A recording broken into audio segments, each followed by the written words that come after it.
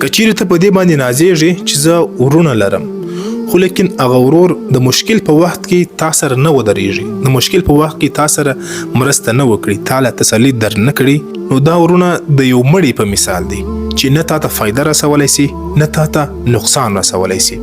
په ژوند کې تر ټولو بهترینه او ښایسته رشته هغه ده چې هغه تا سره په مشکل کې ودرېږي، مشکل کې تا سره ولاړ وي او تا سره مرسته وکړي، تا له په مشکل کې تسلي درله درکړي. دا که بیا ستا دوست وي، ستا رشته دار وي او ستا یو ملګری وي، دا تر ټولو بهترینه رشته ده. دا هیڅکله مه هېروه، د احسان هیڅکله مه هېروه.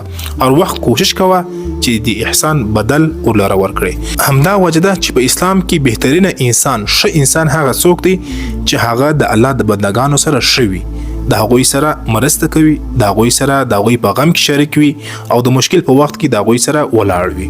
همدغه بهترینه انسان دی.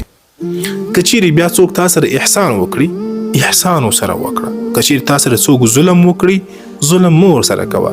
همدا د رسول الله صلی الله علیه وسلم فرمان مبارک دی چې چا د 1 روپۍ احسان را سره کړی، د مشکل په وخت کې ما سره مرسته کړې، هغه انسان مې هیڅ کله نه هېرېږي.